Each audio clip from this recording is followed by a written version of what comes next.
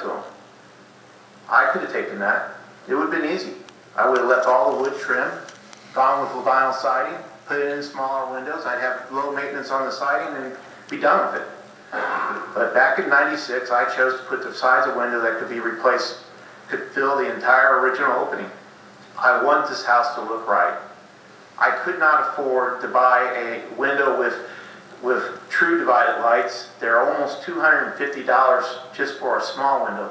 If you look at the size of the windows I have in this house, some of those windows, the larger ones on the first floor, cost over $1,000 when I put them in. Today I don't know what they cost. But I can guarantee you that the cost of true divided light versus the snap and muttons I put in would be extreme. It'd be a hardship. I look at the staff report, and then there's a point that bothers me in the staff report the most.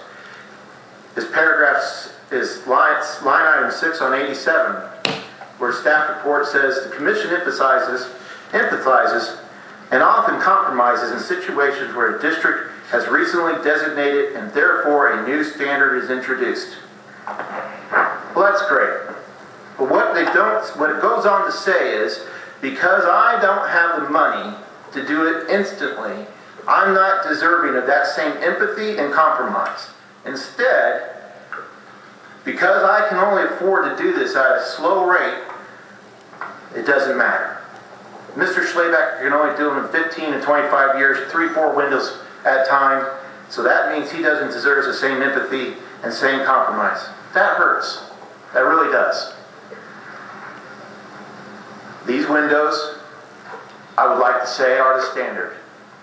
When I changed those windows over to the aluminum clad windows that I have on this house, I created a new standard for this house. That became the standard. The windows in this house are rotten. There are no storm windows. You can drive a screwdriver through some of them. The sashes in question on the dormers were rotten. They were not fair to poor. They were all poor. She has taken 2 pictures of this in this staff report of 2 of the best sashes, and I would show you those same sashes. I should have carried them in here, and you will find them cracked and rotten. There is a window that fell out while we were doing the construction on the 3rd floor that had a golf ball size hole in the bottom of the sash corner. These windows are on an upper elevation. They had no protection from the eaves, and they rotted over the years. My father was not a houseman. He did not get up, he did not paint, he didn't maintain. And knowing that, and learning from that, when I went out to find a replacement window, I wanted one that was low maintenance. I wanted the aluminum clad window that could last. I wanted a thermal pane, so I didn't have to go make a bunch of storm windows that don't exist for this house. There are 43 operable windows in this house, and yes, I plan to replace every one of them. The first 3 on the first, if you look at the picture of the fifth page, you will see the picture of the first dormers that I replaced. Those dormer windows were replaced because a heavy wind came through, and all 3 of the windows that were there, linear winds knocked them all out and shattered them, destroyed the sashes, destroyed the frames. The ones that we replaced on the north and south, we did because we were in the middle of construction, and I admit, I confess, we should have filed for a certificate of occupancy. But we had fought hard to get the loan that we had, and time was moving fast. We were trying to get it done, and we made a mistake. And I beg your pardon. But I don't think we should pay the penalty of being told that now we can't have a house that looks consistent. Our house, we're going to have wood windows here, and then aluminum clad here. I have 16 some windows in this house that are aluminum clad. I have a sliding door in the back of the house that I paid over $2,000 on to make because I thought it was architecturally very pleasing. It is an Anderson wind door. It has divided light. It looks great. That's the door I want to use on the addition. I want another nice looking divided light door. I don't think it's asking too much for my house to have the continuity that you want in a historic house. And since we've made the standard already for these windows, I don't want my other windows to be wood clad here, not wood clad here.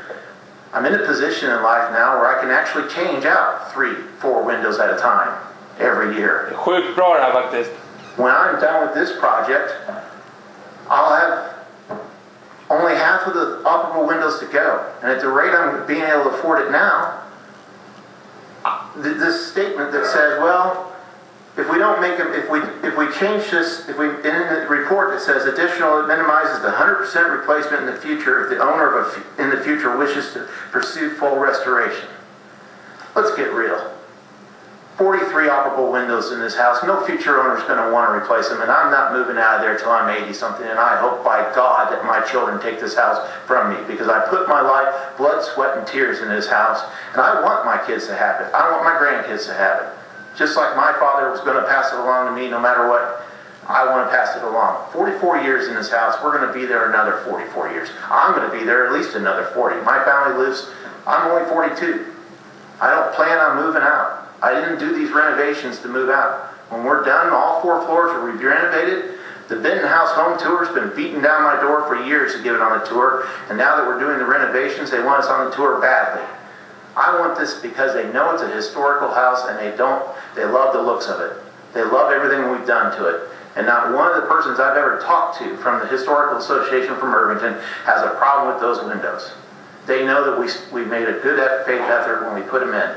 There's only one person in the neighborhood that I can think of who complains, and everybody else thinks she's crazy. I'm not trying to, be overly emotional, but it is emotional. When you've spent your every free moment you can trying to get this house renovated and doing the right thing, and to be told that, oh, by the way, you don't deserve the same empathy and compromise that someone else with money might, I find it insulting. Did we do what was right? If you look at the east elevation for the window that here's the inconsistency of this report. Here's the inconsistency in this report. We have a problem with the windows on the dormers, but we're okay with the one that I did after the district on the first floor elevation. How is that? Where's the consistency there? By the way, that window was roughed in and purchased prior to the district. But I haven't got around to putting it in, but you can easily look at the before picture in your report. You will see that there is Tyvek right next to the sliding door. Why do you think that wall's clapboard's gone? Why do you think the Tyvek's there? That's because it was roughed in, had a piece of plywood over the rough end, and Mr. Schlebacker, working his butt off, couldn't get down to that window right away because there was a wheelchair accessible bathroom on the other side of that wall for his father, and when his father finally moved out 4 doors to the ounce because his mother's heart condition doesn't allow her to do the stairs anymore, he finally could tear that bathroom out and put the window in. I had to put the sliding door in because the sliding doors my brothers had put in literally fell off, and one of them almost fell off in my mother's arms. What I'm trying to point out is that I think I've made a good faith effort in this community to make this house look correct.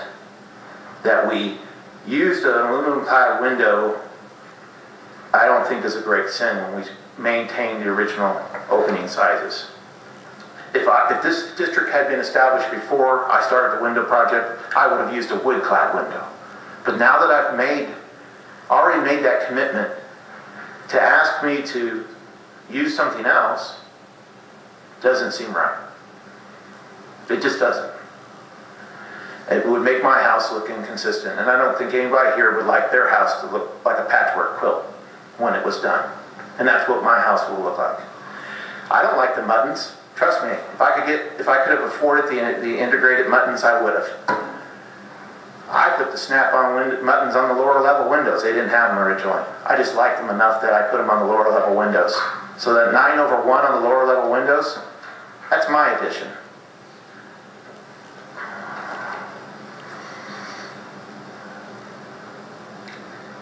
You know, 2007, I think someone did stop by. I know that. I think it might have been her. I'm not sure. But the fact of the matter is, in 2007, I had a long-term game plan. I never at that point said that I was going to turn around and replace all the windows. That statement there is not true. I couldn't afford it. In 2007, I was still working as a project engineer for Wilhelm, still am. But certainly wasn't in my paycheck to turn around and replace all those windows. But I'm going to continue to do a good faith effort on this house to make it look right. I think the elevations prove that. As for the back deck, there's a note in the report that says that you don't want the balustrades surface nailed. We can compromise on it. We can come up with a balustrade design that is appropriate. In fact, we were going to just add on to the existing deck, but if I'm going to have a different baluster design on the addition deck, then we won't acid clean and make the other deck usable. We'll just tear it out and make a completely new deck. I'm willing to compromise there. I think using a French style door versus the door I already have, I don't like that simply because I'm going to have, in order to create ventilation using that door, I'm now going to have a full set of screens. Because you can't do a French style door without a full set of screens. I'd rather just have the one screen. I'd rather just be able to slide the door, have one, I'm going to open one door no matter what. That's only all I'm going to open. With the French door, the thing I don't like about it the most is that the floor plan, if I wanted to open the doors, I'd have one door going in the way of passage. But if it really matters that we have to have the French doors, we'll do it. We'll take the French doors. I'll compromise them. I'll put the French door in. But I'd rather not. I'd rather have that door match the other door. But I'm willing to compromise there. But I don't think I won't go around the bush anymore. I won't waste your time. It's late. We've all been at it for long enough. Thank you. Anyone from the public, when it comes, does anyone wishing to speak in remonstrance to the application? This is my builder. He might want to speak. Oh, okay, yep. Is there time left, Dan? Yes. I have 3 minutes. Okay. And I promise I won't take more than that. Brett Schubert, representing Fidelity Builders, 9567 Valparaiso Court in Indianapolis. I think you can see that Kurt's very passionate about this. The compromises that I think I need to make very clear that that he and I had discussed were that it would be a financial hardship for him to go back and replace. We're not replacing vinyl windows at $250 each. He spent a considerable amount of money on Proline windows, and they're clad windows, wood on the interior. And I think that if it is important that the muttons are in, he would be more than happy to get the snap-in muttons that have that same view from the street that the True Divided Light does. And second of all, on the back patio, Anderson and Pella both make a sliding glass door that is French style, that looks like a French door, so that if there's any way that we can compromise and maybe put a sliding door in that has the French style look, so again it has that appearance of a French door, so that he can keep that continuity in the back as far as 2 sliding glass doors. We're already going to talk about removing the stained glass windows and moving them forward for the new addition. The only other thing was the deck, and again, to keep the continuity the same reason that he's talking about progressing with the clad windows.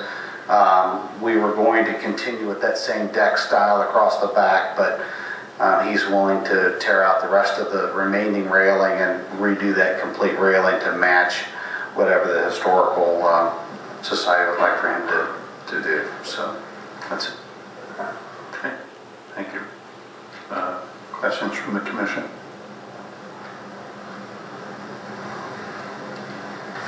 Okay, I don't hear any. Nate?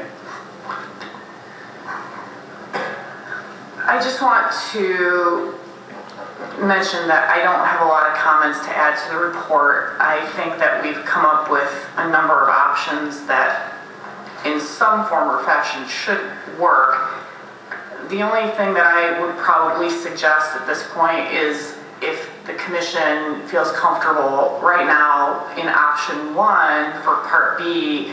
In the recommendation, we have that all of the windows shall be brought into compliance on or before May 2nd. It seems reasonable to me that in the past we've, I think, adopted a philosophy of giving people a timeline to comply with, if they're going to be willing to cooperate with the option that we're providing, to come up with some sort of schedule as to how many windows are done and at what point that work is completed. I know that we're happy to work with the applicant to come up with a timeline to have the violations resolved. If they're willing to do that,